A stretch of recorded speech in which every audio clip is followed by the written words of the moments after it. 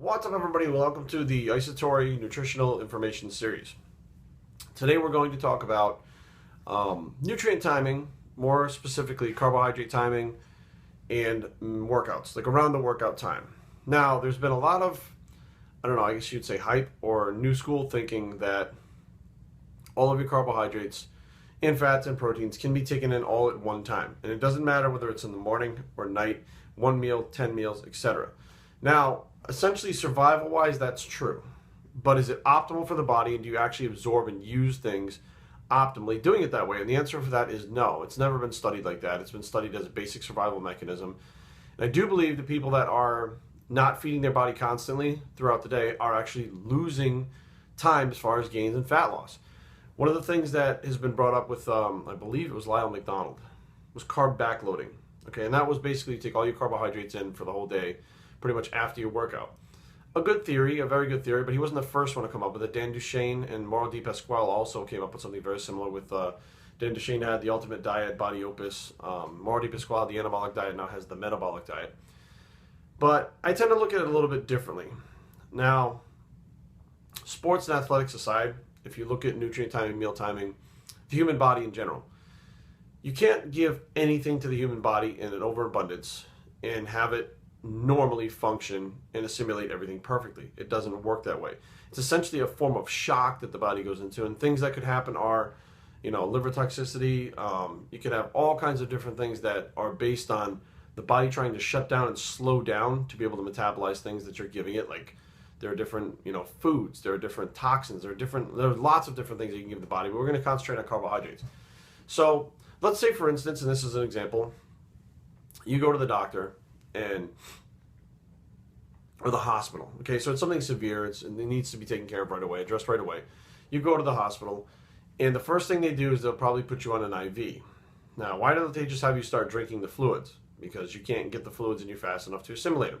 You can't sit there and drink literally half a gallon of water in one shot and have your body assimilate it properly. You get bloated, you'll throw it back up. The body essentially rejects it. So what they do is they put the IV in you. So now let's say they come in, they want to give you an antibiotic. They don't come up with a handful of antibiotics, like 100 pills, hand it to you and tell you to take them. What they do is they put it in the IV. You have a natural kind of mimics the body's way the blood pulses, that the antibiotics get pushed into the blood and used a little bit at a time so the body can use them efficiently, optimally. As opposed to if you handed somebody the antibiotics and told them to throw them in their mouth and swallow them, you're going to get possible diarrhea, you're going to get stomach upset, you're going to get all these different side effects because the body cannot handle those things ingested like that. It has to be given through an IV. So same thing with the foods. If you give your body, let's say, 400 grams of protein in one sitting, you're going to see a whole lot difference than if you gave it 400 grams spread throughout the day. Now, 400 grams is quite a bit. I would never suggest doing 400 grams of protein, although back in the 90s, it was pretty common to do 400 to 600 grams of protein for the average bodybuilder, which is crazy. But now we get to carbohydrates. Now, carbohydrates are a little bit different. When you eat carbohydrates, turn into glucose, blood sugar rises, insulin is produced from the pancreas to bring blood sugar down.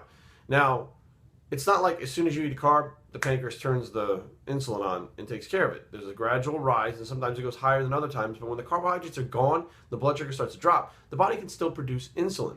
So now you go to what they call, not a diabetic shock, but a low blood sugar hypoglycemia episode that you have. It means your body's producing too much insulin. Now, this happens to a lot of people when they're dieting because they start to put in carbs, pull out carbs. Essentially, when you have that drop in blood sugar, what you've done is spiked your insulin too high. So you've eaten too many carbohydrates at one time. Now, that could be before workouts, after workouts. It could be whenever throughout the day. If your blood sugar drops, you're going to have those effects. Now, what is the best way to not have a blood sugar drop and have your body secrete insulin at a steady pace to keep almost like an IV drip going to where your body can utilize and optimize things throughout the day perfectly, is to have smaller meals throughout the day. Now, pre-workout, what people I think fail to understand, if you're having carbohydrates pre-workout, you're not necessarily going to be using all those carbohydrates pre-workout. As you start to feel the pump and the burn, you're producing lactic acid. You're making a byproduct of energy production. You're using muscle glycogen, and hopefully what you took in has digested enough to be used to restore the muscle glycogen. So it's not all being used, like you don't drink a carbohydrate drink and all of a sudden you're using those carbs. It has to go through a process of digestion and the way that it breaks down into energy before you can even use it. And it's the same thing with proteins. Like you eat protein, it has to break down to amino acids. Those things go in all kinds of different directions to do different things, but if you jam a whole bunch of them in there at one time, it's not optimal.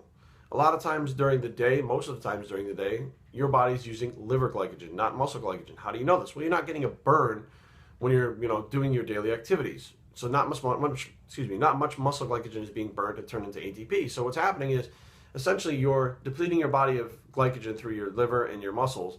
It needs to be replaced. The best way to do that, obviously, if you take a carbohydrate replacement after your workout, you'll be able to replace those.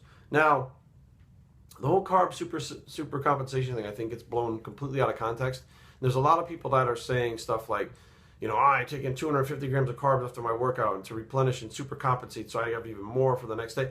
The body's not really going to use that much. If your body literally, during a workout, I'd say probably on average, someone may burn, I'd say maybe 80 grams of carbs. It's just a number to throw out there. So if you're replacing it with 250 grams of carbs, of course, yes, you're making gains, but you're making gains in fats. If you're not getting lean, that's why. You're going over your carbohydrate consumption. Where do you think those carbohydrates are going? They're not just being burnt off magically or being urinated out. They're being stored as body fat. So the idea is you want to give the body enough to be able to utilize, be able to replenish its stores, but not be to the point where it has too much to where it literally cannot use it all because it's going to wind up storing it as fat.